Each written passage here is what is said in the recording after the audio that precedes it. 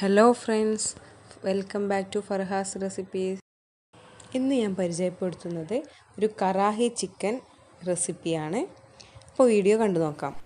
ഇത് തയ്യാറാക്കാനായി ഞാൻ പാൻ ചൂടാക്കി അതിലേക്ക് നെയ്യ് ഒഴിച്ചു കൊടുത്തിട്ടുണ്ട്. നിങ്ങൾക്ക് ഓയിലാണെങ്കിൽ ഓയിൽ ഒഴിച്ചു കൊടുക്കാം.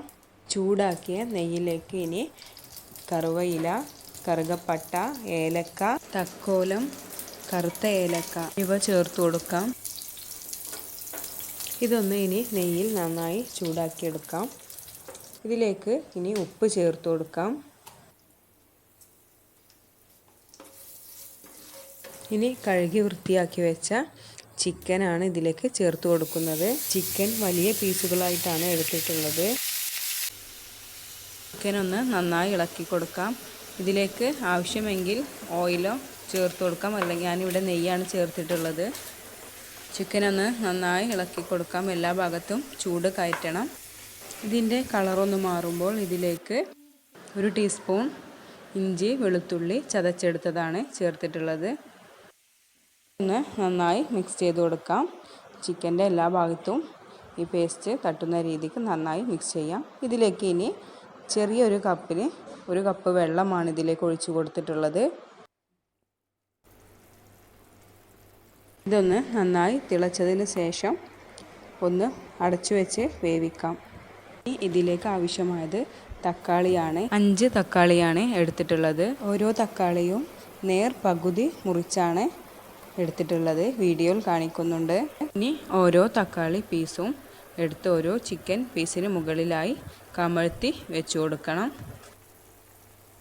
ഇനി ഇതൊന്ന് 15 മിനിറ്റ് അടച്ചു വെച്ച് വേവിക്കാം. ഇനി ഇതിലേക്ക് ഇവിടെ എടുത്തിട്ടുള്ളത് 1 പച്ചമുളകാണ്. ഇതൊന്ന് ചെറുതായി അരിഞ്ഞെടുക്കാം. ഇഞ്ചി നീളത്തിലൊന്ന് അരിഞ്ഞെടുക്കണം. അതുപോലെ ചെറുനാരങ്ങ. ഇനി വേണ്ടത് 1 കപ്പ് തൈര്. 15 മിനിറ്റ് ആയിട്ടുണ്ട്. ഇനി ഇതൊന്ന് തുറന്ന് നോക്കാം. ഇനി തക്കാളിയിലെ തൊലി എടുത്ത് കളയാം. തക്കാളിയിലെ തൊലികളെല്ലാം വിട്ടുവരുന്ന രീതിയിൽ വേവായിരിക്കണം, അല്ലെങ്കിൽ കുറച്ചുകൂടെ ടൈം വേവിക്കാൻ വെക്കാവുന്നതാണ്. നന്നായി പഴുത്ത തക്കാളിയാണെങ്കിൽ പെട്ടെന്ന് തന്നെ തൊലി ഊരി എടുക്കാവുന്നതാണ്. തക്കാളിയിലെ തൊലികളെല്ലാം എടുത്തു മാറ്റിയിട്ടുണ്ട്. ഇനി ഈ തക്കാളി നന്നായി ഉടച്ച് ചേർക്കാം. ഹൈ ഫ്ലെയിമിലാണ് ഇതിട്ടിട്ടുള്ളത്.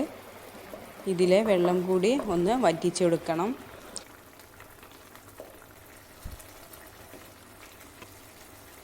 ഇതിലെ വെള്ളമെല്ലാം ഒന്ന് വറ്റിയതിന് ശേഷം ഇനി ഇതിലേക്ക് നേരത്തെ എടുത്തു വെച്ച ചെറിയ കപ്പ് തൈര് ഇത് ചേർത്ത് കൊടുക്കാം.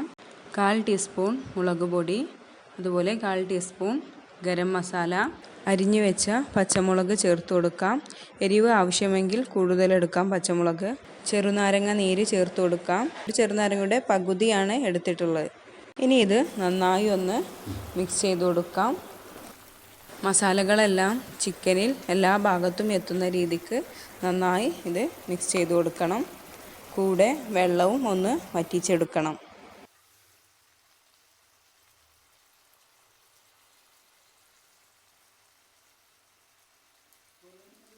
ഇതിലേക്ക് ഇനി കുറച്ച് മല്ലിയില ചെറുതായി ഒന്ന് അരിഞ്ഞെടുക്കാം.